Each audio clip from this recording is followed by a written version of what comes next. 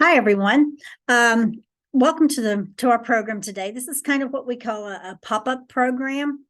It's not our regular program that we normally do every month. This particular one, we're going to look at the Licking River Lumber and Mining Company's boom. If you went with us on the tour, the Hagemeyer business tour that I did, I believe it was in the summer, but I did it in 2021. I mentioned this boom and I said, we're going to try to get pictures of it. At the time, the river was high and we would not have been able to have seen it. So I didn't get any pictures. We have finally been able to get down there at a time the river is low enough we could actually see the boom. So that's what this program is going to be about. In the description below this video, I have linked to that Hagemeyer business tour for those of you who have not seen it, or for those of you who saw it and maybe want to go back and refresh your memory a little bit on it. I have also linked to another program I did called Movers and Shakers, in which we did a little talk about CC Hagemeyer in one of those clips, and I've linked that as well. So if you've not seen it, either of those videos, or if you saw it and you don't really remember a lot about it, I'm going to go back and give you just a tad bit of background information. I'm going to start by giving you a disclaimer.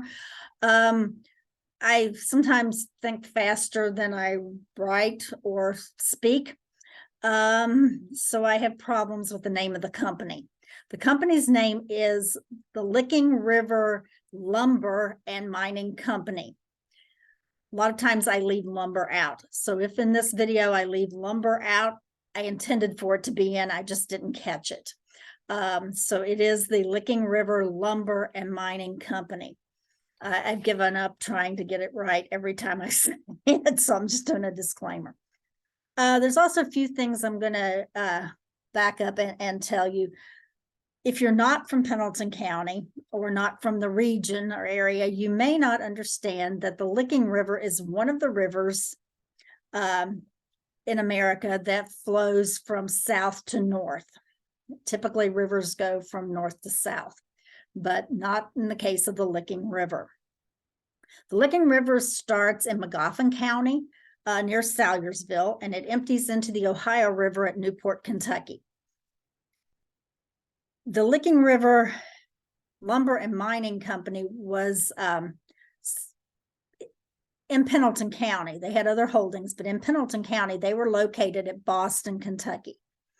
Now, Boston is not like Falmouth or Butler. You're not going to probably find it on very many maps. So in one of the tours one of the programs I'm linking to, I did have some pictures of present day Boston for you. So just for a quick kind of notice, it's located on US 27 today. If you drove from Falmouth to Butler, you would drive through Boston, what's left of Boston.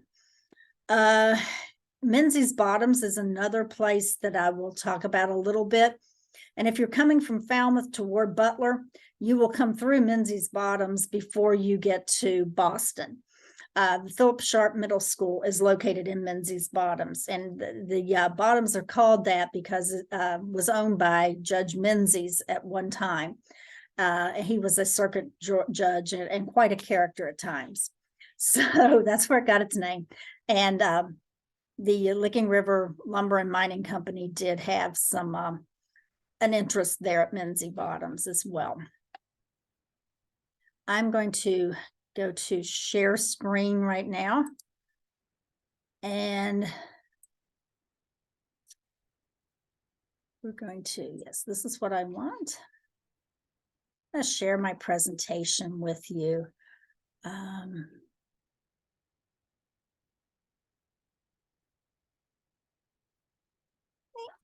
And we are, as I said, visiting the boom portion of the company. I'm not going to do a lot of talking.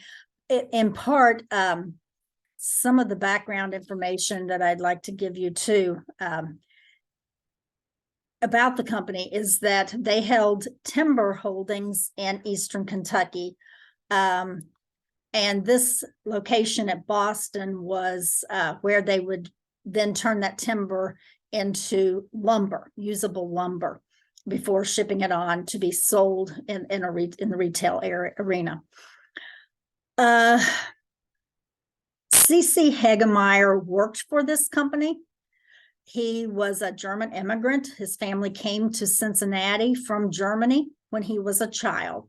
And the company, the Licking River Lumber and Mining Company, recruited him while he was working at a grocery, I believe, or at a business in Cincinnati. And he was sent to Eastern Kentucky to oversee and to work in their timber operation there.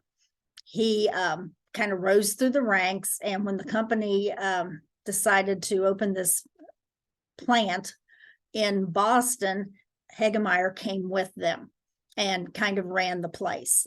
So that's how he kind of fits in. This was during the 1860s that they came to Boston, Kentucky. When they left here, C.C. Hagemeyer bought them out and moved the operation to Butler, and called it by his own name. He didn't, the name no longer existed as Licking River Lumber and Mining Company at that time. So the day we went to see this is the boom site. This is what it looks like if you're at Boston. It was, as you can tell from the picture, it was a beautiful day. We went on October, I believe, 22nd of 2022. And it was, we could not have asked for better weather. As you can see, the water level is incredibly low. A lot of people who travel that river in kayaks, canoes, or who farm in that area have told me they've not seen it that low in decades. So it's pretty low. There are places I really think you could walk across and the water wouldn't even be knee high, might not be even ankle high for most of the walk. So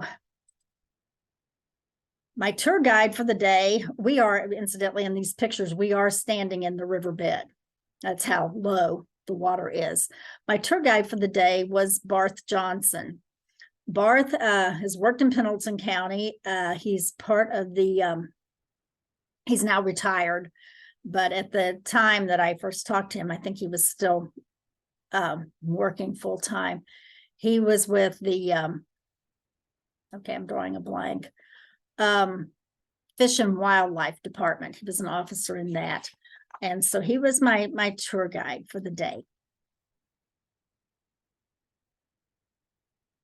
Okay, I'm going to give you a few minutes to look at this picture and see if you can pick out what might be the boom, because it's there.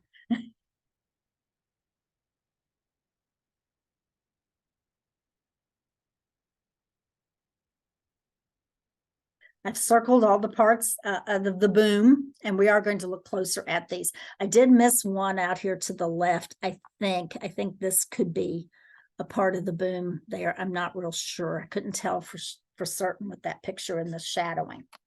But you can see here that it goes out pretty far into the water from the bank of the river.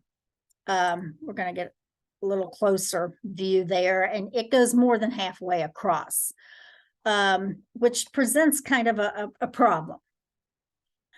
The Licking River Lumber and Mining Company was at one time kind of ran that boom further out than what it is there. And this impeded travel on the Licking River.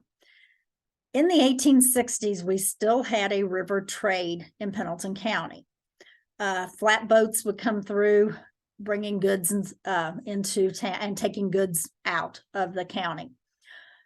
The men could not pass through here on the flatboats because the Licking River Company had taken up all the river space and were essentially blocking them. So it wound up going to court, and it went to the Court of Appeals in Kentucky, and it came back. We got this thing called navigable waters now as a result of this, and I'm sure there were probably other instances as well. Basically, navigable water says you cannot impede travel on the river. I looked it up in the code, and I'm just going to read you the technical definition in the United States legal code. It says, navigable waters of the United States are those waters that are subject to the ebb and flow of the tide and or are presently used or have been used in the past or may be susceptible for use to transport interstate or foreign commerce.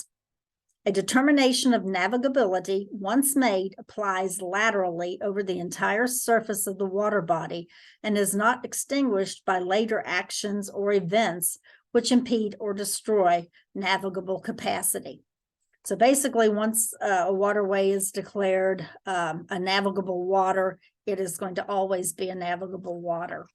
And the water does not have to cross interstate lines.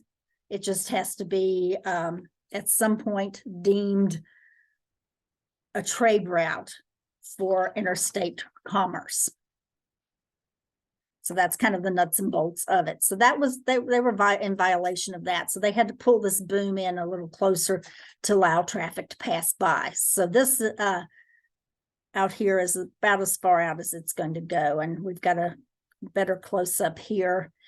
You know, keep in mind, the whole time I was there, I was just in awe of the fact that these logs were put in place in the 1860s and that they're still there. If you are familiar with the Licking River at all, we know that it can be a volatile river. It's just amazing that they have ridden it out all these years. Here's another part of the boom. Those clamshells that you see there, the river bottom had a lot of those in it. Not the river bottom, the river bed had a lot of those in it. And just to make a note here, those cannot legally be removed from most rivers in Kentucky, and that does include the Licking River. Way back, before we got into mass production in the United States, these shells, not only were they used to make pearls, cultured pearls, they were used to make buttons as well. So there was quite an industry for them at one time, but not so anymore. And then here's another do you see it picture. This is a little harder than the last one. Can you see the boom there?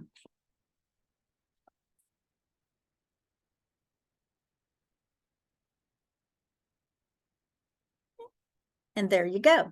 And again, I've missed a piece. It's right here because it is kind of hard to see. These line up in rows, okay, going this way to work from the bank out to the river. The logs that were perpendicular to the river, like these that I have marked here, we've measured them, the distance between them, and they are between 10 and 11 feet. So some were exactly 10 feet, some were 11 feet. Don't know why there was a foot difference in some of them, or if it mattered.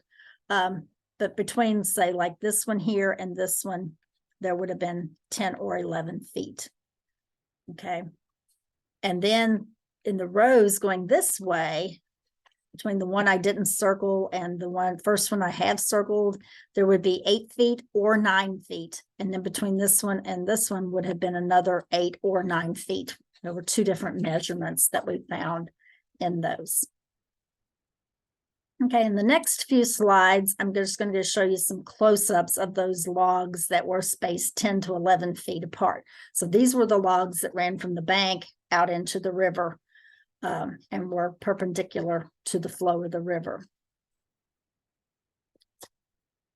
And then, of course, then the space between them would have been between 8 and 9 feet. Between them going this way. Okay. And then here's another one. And these were the logs that were going crossways, or they were parallel to the river and the riverbank. And these would have been between 8 and 9 feet apart. So this log back here and this log here were 8 or 9 feet apart. Here's another close-up. And yeah, for a piece of wood that's been in water 160 years, 150, 160 years, that looks pretty decent, don't you think? And then here's another one. As you can see, this has got like a piece cut out of it, a chinking in it. And there would have been, and you're going to see some logs that show why that's done. There would be logs laying across there, going in the opposite direction. And that's just another close-up view to go to see what the condition of the wood that's been underwater all this time. And it's the same log that was in the last slide. Now then, when these logs were laid crisscross over each other, they were fastened together with an iron spike. And there is an iron spike. Here's another iron spike.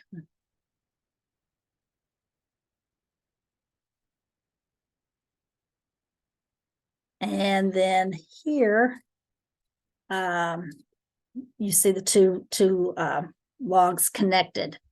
And then this log is running here. And then this is another part of the boom here. And we are up against the bank of the river. You can see the tree roots there. And then this part, these lines went, logs extended all the way out into the river, but there's how they were connected. And you can see the iron spike there too.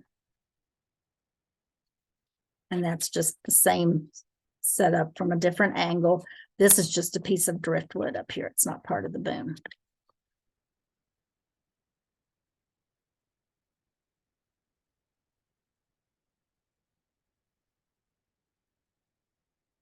And then this is just another close-up that lets you see the spike a little better in it.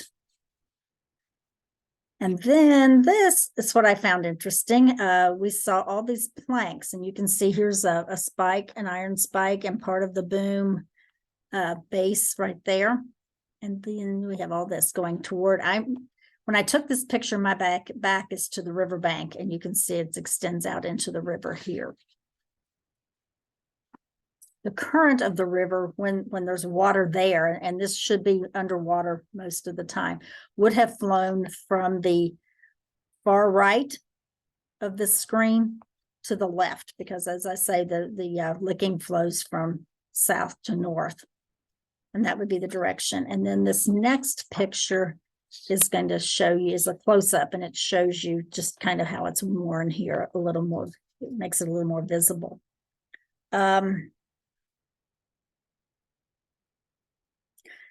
As I already mentioned that they did have another boom at Menzies Bottoms. It was a smaller boom, and I'm not showing pictures of that here today.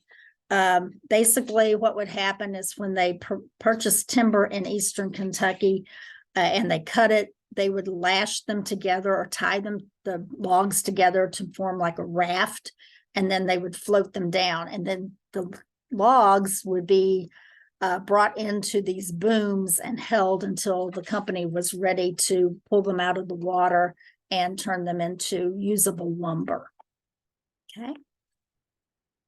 And as I said earlier, I've linked those other tours. If you have questions, I think those will help you understand a little more. But I just wanted to take the opportunity to show you this find. It's really, really pretty cool. And I hope that you enjoyed this today. Thank you for joining us, and we'll see you later.